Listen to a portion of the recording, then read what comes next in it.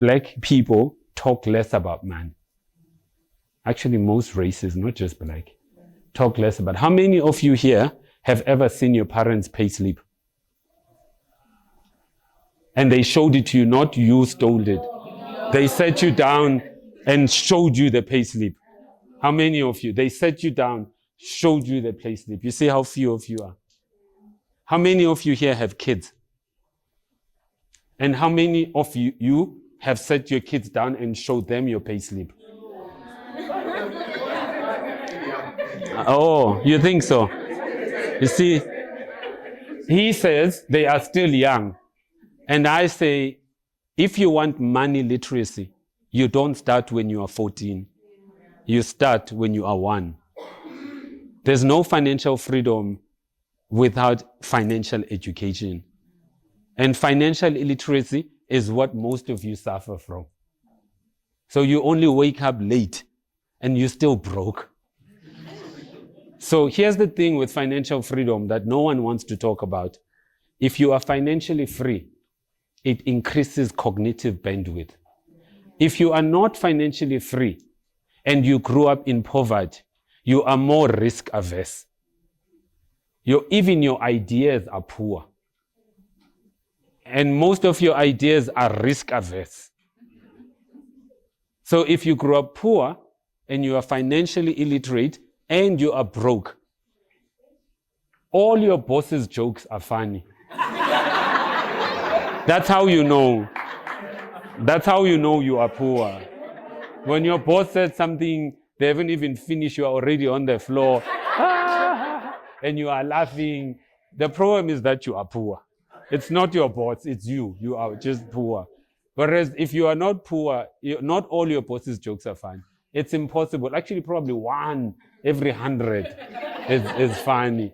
But because you are poor, then the other thing that poverty does, there's enough studies that show that over time, poverty reduces cognitive function. So that's why poor people can't think about Silicon Valley. That's why poor people can't invent a Tesla. Because your basic Maslow needs must first be met for you to be able to dream about a future that you can't. You can't invent a future hungry. And you can't invent a future poor. So we need more financially free South Africans, particularly black people. Because if we need your inventions, you must be free. So no one wants to talk about this, whether you do digital marketing or not. If you broke, your digital marketing is not going to work anyway. Because all you're going to think about is Facebook, TikTok, the way everyone does it. Because your poverty won't allow you, or your brokenness won't allow you to think further than that. And all you would be doing is copy everyone. And that's what broke does. So I'm here to advocate for 2 things. For men, therapy works. 2, for everyone, become financially free. And the more financially free you are, the more fuck-offs you can give. And the more ideas you're going to have. The more courage you have. Don't have courage being broke. It's not fun to be courageous and broke. Because they're going to fire your ass. And now your courage is in a shack somewhere. So those are the things. So I'm hopeful that I have told you 2 things that I wish I learned early. For those who have kids, young kids, the earlier you teach your kids 3, 4 things. Earn as much as you can, save as much as you can, invest as much as you can, and then give as much as you can. 4 things you teach your kids. You put 4 jars there at home and you write them, earn as much as you can. Teach your child, how are you going to earn? So that they know that you don't do shortcuts. You don't go and rob a bank. They know that there are ethical ways to earn. So they must earn as much as they can.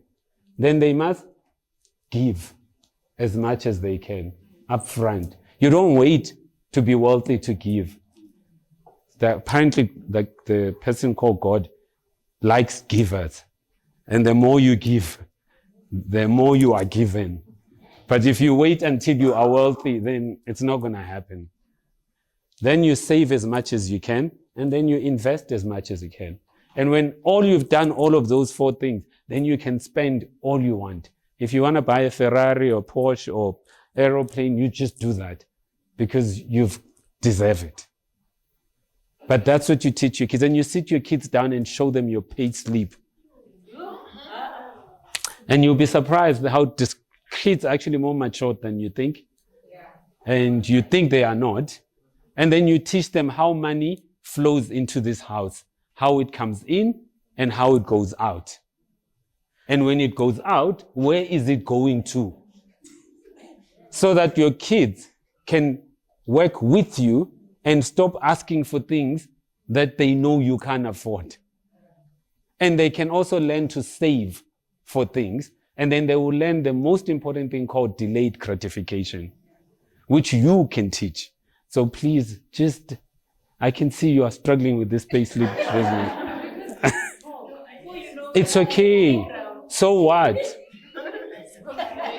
What is so confusing? You know why you remain all poor? It's because you hide how much you get paid. And if we were all transparent about how much we get paid, women get paid less than men, partly because you are making pay a secret. So it actually works against you. You should all have a comment. Google, we had a thing where you could go online. We did a spreadsheet where everyone could see what people are being paid. Because then you can see, oh shit, actually I'm being paid 50% less. And so is actually even incompetent versus me. What's happening? And then you can go make your case to get paid better. But how are you going to know that if all of you are holding onto your pay slips as if like it's the biggest secret on earth? And it's not much money anyway. But you are hiding it. It's not like you're being paid. It's not like you're being paid millions. You are not. You are just being paid just enough to survive. So digital marketing, how many of you here are allergic to maths? Like you really shit scared of maths and numbers. See, there's only one honest person here. And if you are, then you are at a disadvantage. Because the marketing now is, a lot of marketing is data analytics. And we need people who are able to use their left brain and right brain. So we need you to fall in love with numbers. You don't have to know how to compute. You don't have to do the maths. You need to know how to interpret. And you also need to know how to, from interpretation to ideation, and you come up with solutions. If you can do that, then you're on the right track. And also you need to know what the numbers mean. Like a lot of you, when they talk about digital marketing, they'll say, oh, I had 5 million views. And that's a success. Then I'm like, how do you know it was not robots, chatbots watching your thing? Or 80% of that 5 million was just someone sitting in India clicking and just making money. How do you know? And so now you're going around saying, I had 10 million views, therefore it's a success. How is that a measure of success? Just because you have 100 million views, it means very little. You see that? So that's when you need to know what the measurements mean. And if you know what the measurements mean, then you will pick the right measurements as well. And that's why objectives matter. So I thought in digital marketing now, the 2 things that we're trying to do the most is to create value for the company, whether it be market share, revenue, profit. That's the most value first. The second one is to try and do the most good we can. And the most good we can is change behavior. There's 3 things actually when you are coming to me with a digital marketing campaign, I ask you this. First, these 2 things. How much value are we going to generate from this campaign? And what most good are we doing with this campaign? And then what do you want the user to think, do, and feel? If you can't help me with those three things, then you haven't thought far about this campaign. You need to be able to tell me, the reason we're doing this campaign, I want the user to do this, to think this, to feel this. And then I know you have thought far about this campaign. If you haven't been able to articulate, do, think, feel, then the campaign is still weak. Then I am gonna, a lot of you, when you do digital marketing, the principle that still applies, if you've watched James Bond, most of you have watched James Bond. Or have you watched Barbie? James Bond, ne? Okay. James Bond, in digital marketing or classical marketing, there's what we call distinctive assets. And distinctive assets are the things that help you with shortcuts, memory shortcuts. So you remember more, memory shortcuts. So you need them. So that's why in James Bond, there are 9 or 10 elements in James Bond that don't change. From 1950 something to now, they haven't changed. The first one, it's always been a white guy. I know some of you, the kings and queens of DEI, you've been wanting a black James Bond. Yeah, Idris Elba, you've been campaigning. That goes against distinctive assets in marketing. It's cool as DEI cool, but it's crap for the brand. If you want another version of James Bond, then start Equalizer and have Denzel Washington, or find another asset for Idris Elba where he's kicking ass and running on something and he has his own episodes till 30 years. That's what you do. So distinctive assets. So in your digital marketing campaign, the key thing that we're asking for is, what are your distinctive assets? What are the things in this campaign that don't change? Not what changes, what does not change. Because you're all good at wanting change. The consumer and the brain actually is lazy, doesn't like a lot of change. The reason you know it's James Bond, the music and the 007 doesn't change. The mnemonic and the music doesn't change. The white guy, he's never been overweight. I know the champions of DEI would be like, it's about time his body positive. And maybe he's also even in a wheelchair, the next one, but it doesn't work. That's not the distinctive asset. Then start another one where he's on a wheelchair. But this thing of bringing all of belonging, inclusion, it doesn't work in marketing. It's politically incorrect. So you need to get it out of your system. And the thing about James Bond as well is that there's always a gorgeous lady. The lady is really gorgeous. Everyone globally agrees, irrespective of race.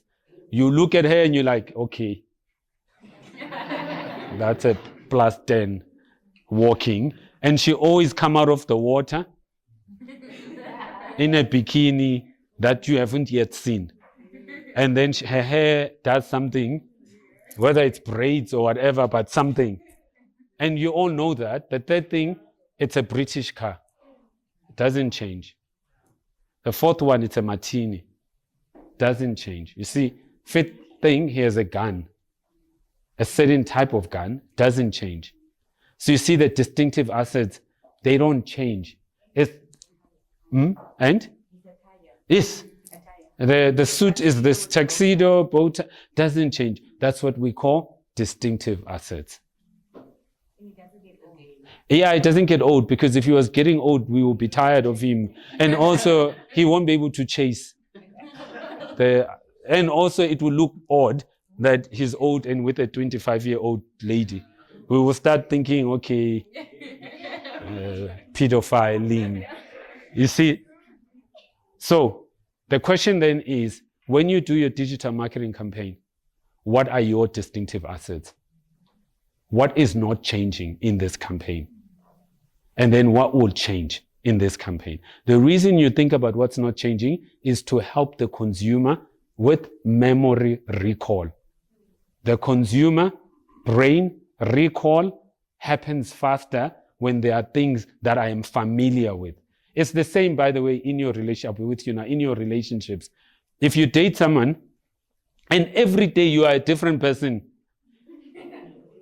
that is exhausting.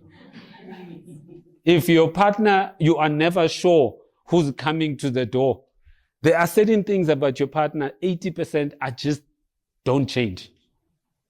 Because that increases trust and that increases consideration. If your partner changes every day, you should worry that they do need help. And you also need help for allowing it to happen to you. So it's the same thing here. So distinctive assets matter. So I was going to ask, that only works, the question, that only works with established brands, right? But if you're still trying to find yourself, is now the phrase establishing assets? Yeah, here's the thing. Even when you have a new brand, the earlier you start being disciplined about what will not change, the more memorable over time you become. So you still need to decide upfront and be intentional about when Tesla is not old as a brand, but there are certain fundamental things about Tesla that don't change. And it's still a new brand. It's the same if you're an artist. I was having a chat with artists not long ago. Like if you're an artist and you're a musician or painter, there are certain things about your art form that should not change. Because we can't be thinking tomorrow you are Lauryn Hill, then you are Whitney Houston, and then you are Mendoza, then you are someone. It's just confusing. At some point we need to know who you are and we know your lane. And then you work around that. Even when you're being innovative, trying new things, you always bring us to the thing that we know about you. And that helps the brain. Nothing else but the brain shortcuts. It's the same if you do Barbie, it will always be a white lady and it will be pink. I know some of you want her to be black, overweight, all of those things. It's not working for the brand. That's just being politically correct. And that kills the brand. So just remember, distinctive asset. The other thing we think about in digital marketing is no one buys your product or service. People buy solutions. So when you are crafting a digital marketing campaign, it's a solution that we are interested in, not a product, not a service. It's the solution. What are you solving for? No one buys it because it's cool. No one buys it because it's going to be on all multi-platforms from TikTok to Meta to YouTube to you name it. What are you solving for? What's the solution? And that's what we're paying for. We're actually not paying for digital marketing. Digital marketing is just a means to an end. What we are paying for is a solution. And you need to be clear what you are solving for. And if you're not clear about that because you're so cool about a gadget that, oh, it will move from left to right, that's just gimmick. You are excited about gimmick, but not about the solution. So you need to be excited about solutions, not just, whether you give me a TV campaign, print, radio, out of home, digital marketing, it's just a means to an end. It's a tool. I'm not loyal to it. I have actually polygamous loyalty. I'm so polygamous in marketing. I don't care what you bring, whether it's digital marketing, whether it's a out-of-home wall mural. In the scheme of things, what matters to me is solution.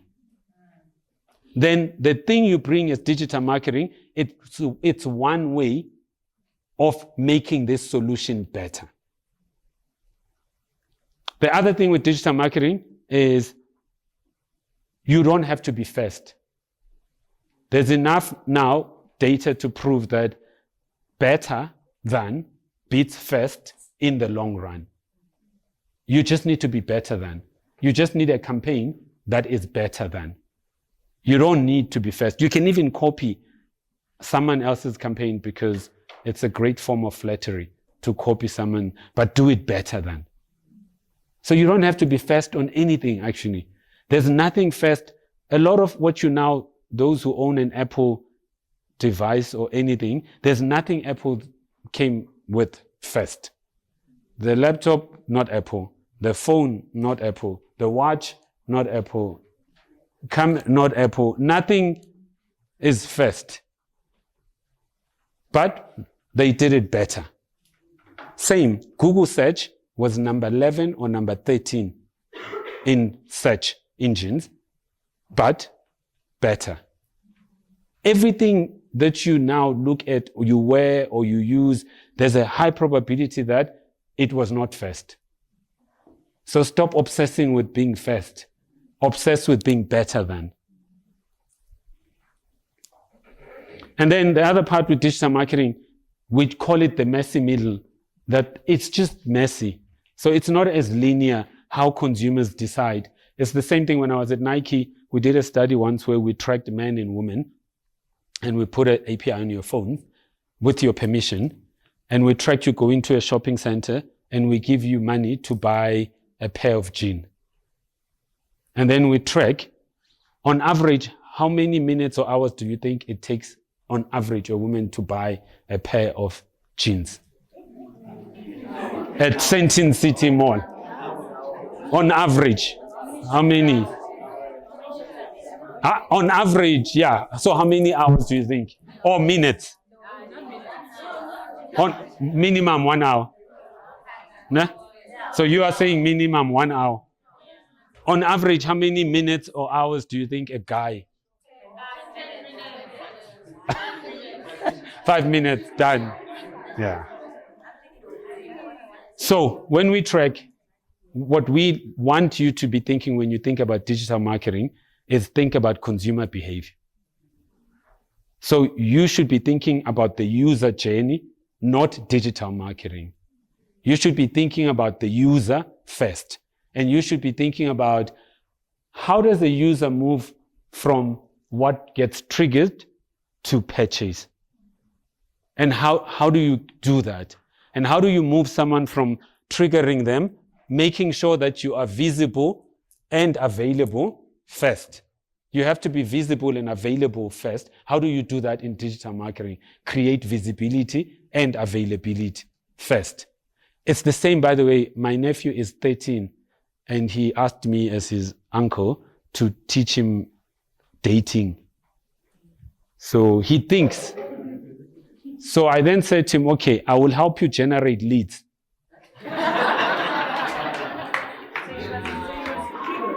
Thank you. It's a trigger. Generate leads. And then at some point, I will help you generate conversion. And this is digital marketing at its best. So I then said to him, okay, have you identified the target audience for yourself? Then he says, yes, there's this lady I like, is in class with me. I really like her, uncle. I said, okay. Does she know you exist? Visibility. Because if she doesn't know you exist, you are invisible. Now, we are going to do a campaign to promote visibility. Yes, we see energy moments, Valentine.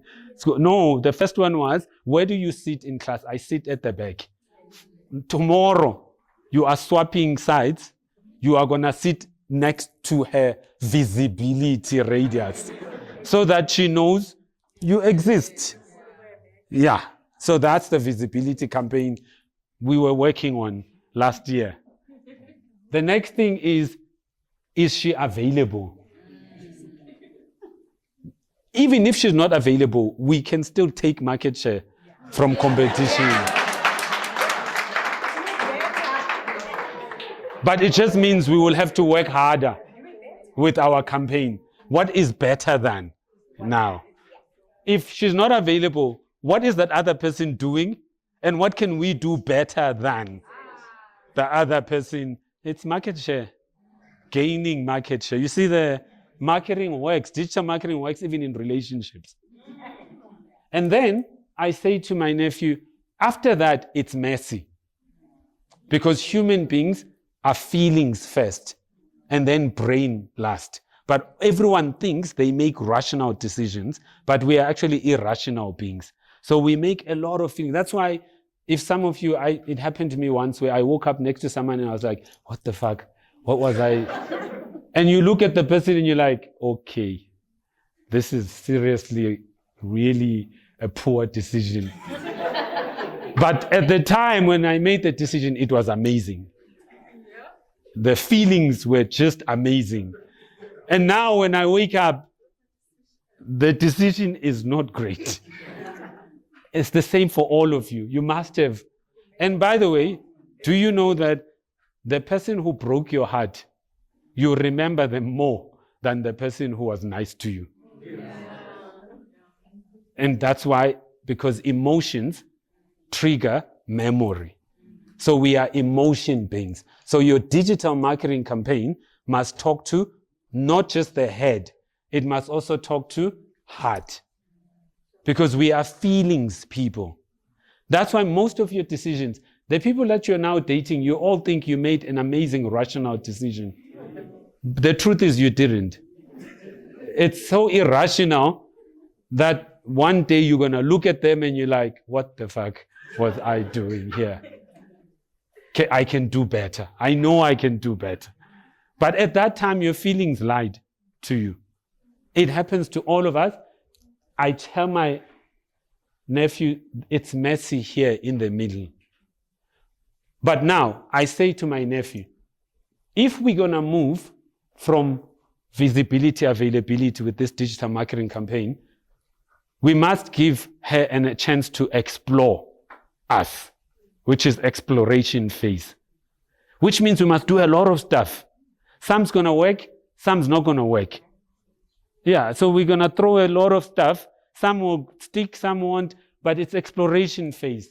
And then we get evaluated on whether this is going to work or not. And then conversion. Now, once I tell then my nephew that once you've now reached conversion, there's a purchase, does it stop? It doesn't stop. Now you must maintain. Maintenance, repair and maintain. Now you start again, visibility, availability.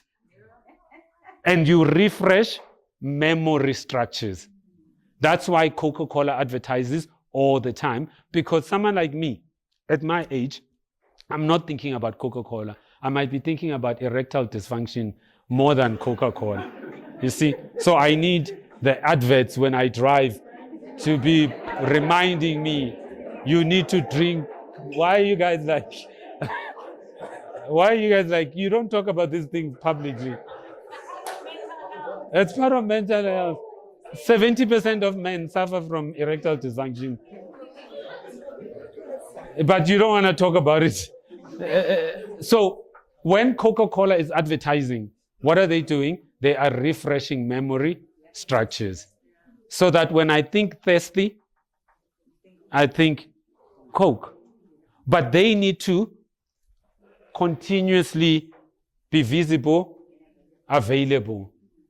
The same with relationships. Now you've clinched conversion. Now you need to constantly refresh this person's memory, why they are with you and no one else. Because you must remember there are other candidates who are also thinking visibility, availability, market share. So you see, like I thought, instead of teaching you digital marketing in a like academic thing, I'll just show you that actually it works. But it actually works in real life. You can even do digital marketing on your partner. If you want certainty, then you don't want growth. You must live in uncertainty. And also, I'm also trying to teach my nephew to learn that at some point someone's going to reject you. The reason he needs to learn that the current generation of young boys in the world are addicted to two things, Tinder and porn. The reason those two things work is because there's no rejection. Because the algorithm is designed in a way that it swipes only to what you will be liked.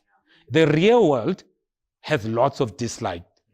You actually, in the real world, do you know that on YouTube, when you watch a great content on YouTube, minimum, even if it's Mandela giving a speech, like the best speech, or Martin Luther King, minimum, it will have 10% dislike. There will always be someone who doesn't like you. No matter how good looking you are, or we have all the money in the world, there'll always be someone who doesn't like you. Even though wealthy people are never ugly. It's just, you have never seen an ugly, wealthy person. The two don't go well together. Yeah, money cleans you. So that's the key thing. So you see so that's the key message. 1, if you're going to have multiple messages, stick to maximum 3. And even those 3 messages have a hierarchy of messages. Which one carries the most weight? And then the second and the third. But never do too many messages, because you confuse the consumer. And then when the consumer is confused, when you ask the consumer and you do research, what did you see an ad? They'll say, oh yeah, I saw a Pick and Pay ad. And then you say, what was it about? I don't know. It was just Pick and Pay. That's a sign that you confused us and you told us too many things. The other thing I wanted to show you that mother tongue works, I did research, as part of one of my research I did was testing mother tongue versus English. So I did it in Zulu, in Afrikaans, and Xhosa. And I wanted to see what happens when you take an ad that scored very well in English, and I decided it will be everyday products that we use, handy, sunlight dish, so no one has stories, like everyone at some point has used a dishwash liquid or handy or Domestos or Jik bleach. So we use those ones. And Omo, is it Omo? Yeah, I think Omo. Yeah, so all those ones. And then we tested these ads. So we took an English ad and it was already tested. Then we dubbed the ad in Xhosa, Zulu, and Afrikaans. Those ads did significantly better in mother tongue. Even though they did well in English, they did 1.5 times even more better in mother tongue. So mother tongue works. We know it works. And if you are Africans and you want to decolonize the continent, you can also use marketing to decolonize your own minds. English is not a measure of intelligence. There are many things in this world that have been invented without people speaking English.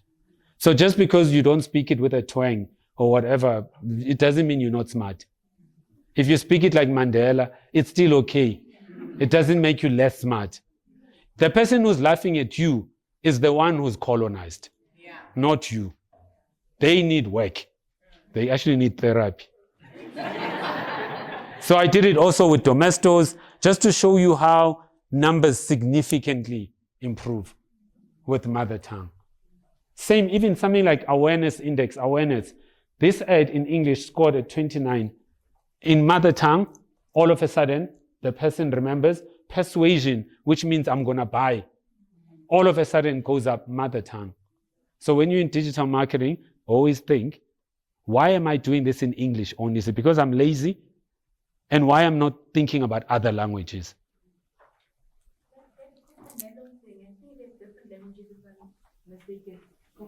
Yes. Yeah, and also the joy with digital media, I can do the same ad, multiple language, and geolocated. So there's no excuse. You can watch the same ad, but if I'm sending it to KZN, I can send it in Zulu. If I'm sending it in Limpopo, you see the same ad, but tweak it to change cultural nuances of the place. That's it. The last thing is AI in digital marketing. These are the things now we are looking at when we're thinking about digital marketing and AI impact on digital marketing. The first thing is, how are we going to use AI to measure and to develop insights? So that's what we're working on now. We're developing tools. They actually exist already. If you go on Google AI or Microsoft or Meta, all the tools now are all about generating insights. Basically, in order to do this, you need what we call clean first-party data. You need data. You need original clean data that the model can use to generate insights, new insights for you. But you co-pilot with AI, you don't hand over, you don't abdicate, you co-pilot. AI is there to simplify complexity, but you co-pilot. So measurement and insight. The second thing is, how do we do media? Media buying, just media trading, media selection, medium selection using AI, and how do we personalize it? At some point, we're going to give you an ad just for you. And then you'll both be sitting in the same place, but you will get different ads. Because where we're going is just for you advertising. And you will be able, same in telco, you can have a deal at Vodacom called Just For You. It's a separate deal from him, but you are both Vodacom.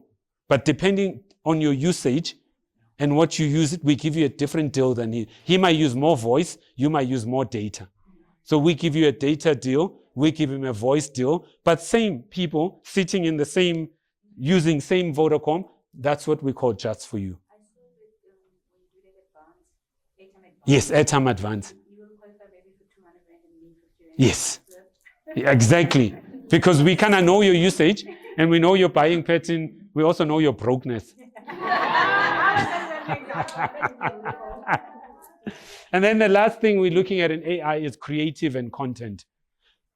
$9 billion of ads that you see online now are generated by an AI model.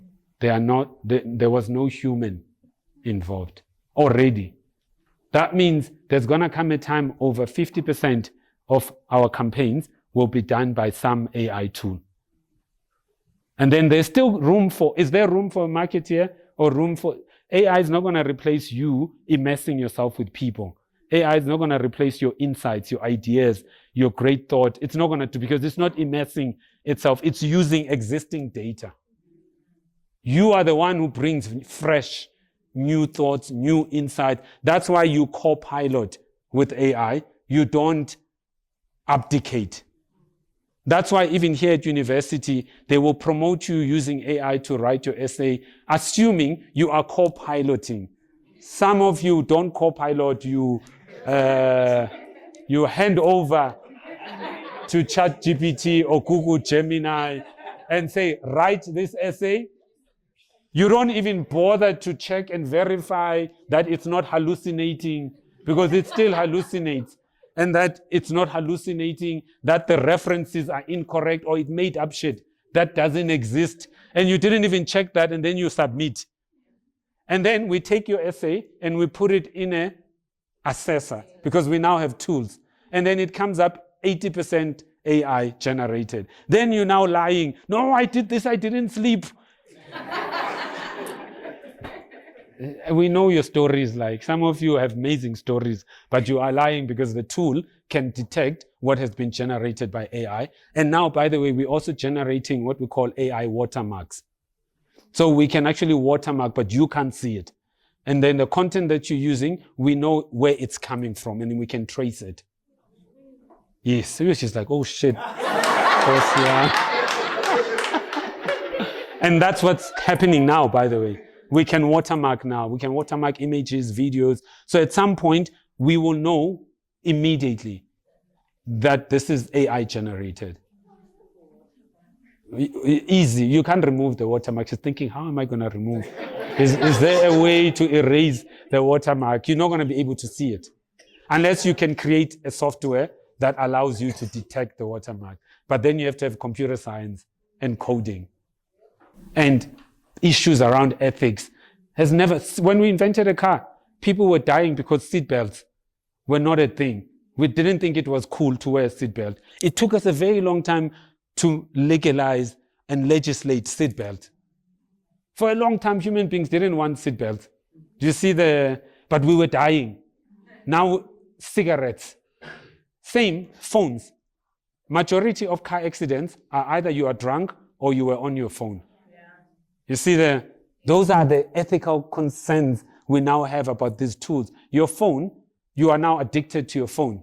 Those are ethical concerns we have with your mobile phone.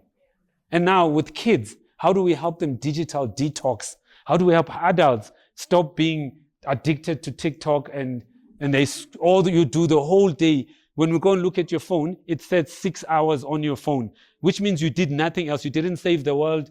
You didn't make the world better. You just watched people dancing. and you laughed. And now the world is not a better place. And you are depressed and miserable. And we wonder why. You see, so they all are there. The key issues, we must be transparent about the issues, the kind of the dark side of every invention. We must be honest with it. We must show the shadow and then allow government to legislate. So we must not be against legislation. Government, when it's done well, would legislate for better use of technology. Like the Child Act would say you can't advertise to a kid who's below 13. That's legislation to help vulnerable kids. That's where we're going, but you are not going to stop this train. This train is moving with or without you. Another question then I'll ask all of you, how many of you have done an AI course? This is dangerous. All of you, if there's only 2 people, 3 here, they are advancing faster than all of you. If none of you already have done a Google AI Essential course, which you can do, by the way, online. It's a Google AI Essential course. You can do even one on Microsoft. You can do one on Amazon. You can do one on DeepSeek or ChatGPT. You can do one on Canva. Canva has an AI, Canva Design School. If you go on Canva Design School, there's courses there that you can learn. Why are you not learning? Because if you don't like change, you're going to have to fall in love with irrelevance. You're going to become irrelevant. And you're going to be left behind. So fall in love with change. Just embrace it. Learn about AI. Immerse yourself in AI. There's enough YouTube videos on AI. There's enough courses, even certificates. If you want to, what you are trying to do with this course that you're doing MBA, it's called signaling. You are signaling to the world that I am smart. I can think. It's just signaling. It's not a guarantee that you're not going to mess up. But it's a thing that says signaling. So I'm hoping that with all the stuff that I showed you, at least it gave you some sense of like what's going on in this digital world, digital marketing.